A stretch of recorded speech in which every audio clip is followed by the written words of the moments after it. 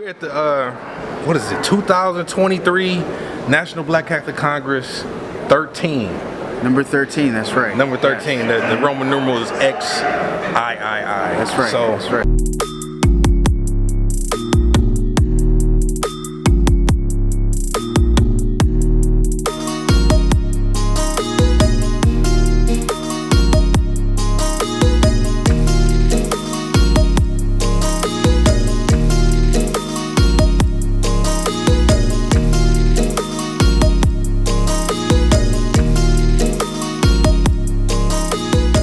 Father podcast, man. We released it. Now we sharing it. You're like, it's you, it's him. It's not me. It can't be me.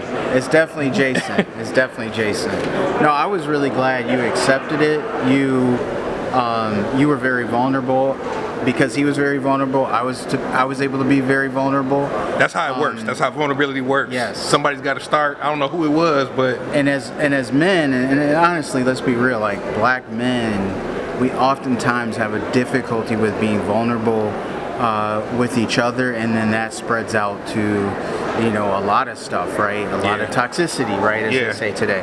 So I think it was and it was interesting because I got a text from somebody's wife, and they DM'd me, they were like, oh my gosh, my husband was so ready to hear a podcast like this, and then the husband ended up texting me, and oh wow, it's been great, and we haven't really done a lot of, we don't have a promotion budget, so as we slowly trickle it out, it'll start to gain some traction. Yeah, I think so. And us sharing it with some people here, during this weekend is a kind of a kickstart because they may share it to some people. And these are people that we really want to share it to because they're close to our community. Exactly. So that's just a start, but it's good that the women are liking it because honestly, another good friend of mine called me and she said the content, the material was really good, and it really helped her to see how she has 4 boys, and how she's been raising her 4 boys, but also when she ministers to men, because she works for a church, these are things that are happening. So it's overall, I think it's just a great thing, and of course I was always concerned about how many people were actually listening immediately, but that's gonna come, because I think now that you done said that about someone's children listening, I'm thinking 10 years down the road where they may be. Yeah. If we're trucking along, we may help some teenagers learn and understand some of the things that we've gone through. Yeah. Because that 50 and under age group is a wide demographic of men that probably need to hear our story, because we come from the phones being connected to the wall, pagers, cell phones, so we're still blended into that, the older generation, but we are relevant to what the children are doing now. I think so. I think that's gonna be powerful. I think so. I think we're right at 40. How old are you? 44. Bro, 44. Yeah. I don't know. Maybe you ain't young. No, I'm not young no more. No, I'm 40. I'm 42 now. Okay.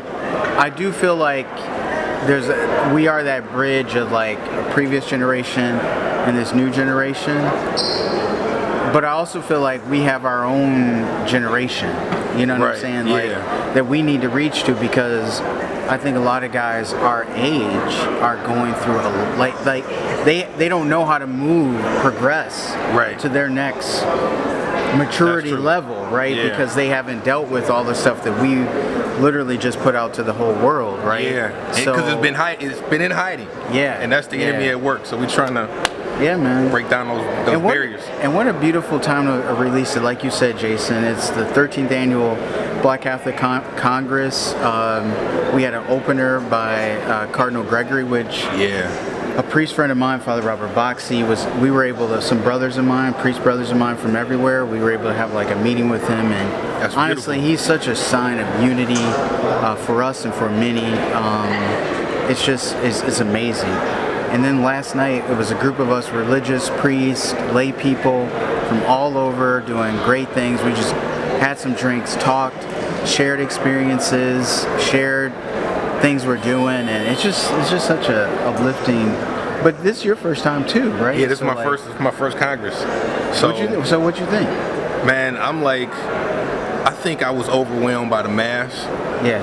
That many people, it felt like the Holy Spirit was shaking the whole place. Yeah. With that many, I think it was 200 priests, deacons, and bishops. Oh, at the mass yesterday? The procession. Yeah. That was wild, man. I'm thinking to myself, like, the only thing that might top this is going to the Vatican. But look at the history, right? So you have the first African American cardinal, Wilton Gregory, in Washington D.C., the nation's capital, and with this Congress, you're not going to find. This is a lifetime. Yeah. What we did yesterday was extraordinary. Yeah. But it shows you just how far we've gone, right? The people that started the first Congress, I bet they never thought there'd be a black cardinal celebrating the Congress, right? So, it was a time where we couldn't even celebrate Mass, so. Yeah, it was. So here we are. It was. But I think that the way that they pulled everything together, DC has been a very good host. All of the people that are helping us out and guiding us to where we need to go. And it's black excellence across the board. No, it is black excellence. They got some phenomenal folks in the Archdiocese of Washington. Like their communication director, just all that. Like yesterday we were at the African American Museum. We had the whole museum to ourselves. There was wine, Prosecco, but then we can go visit the exhibits and all that.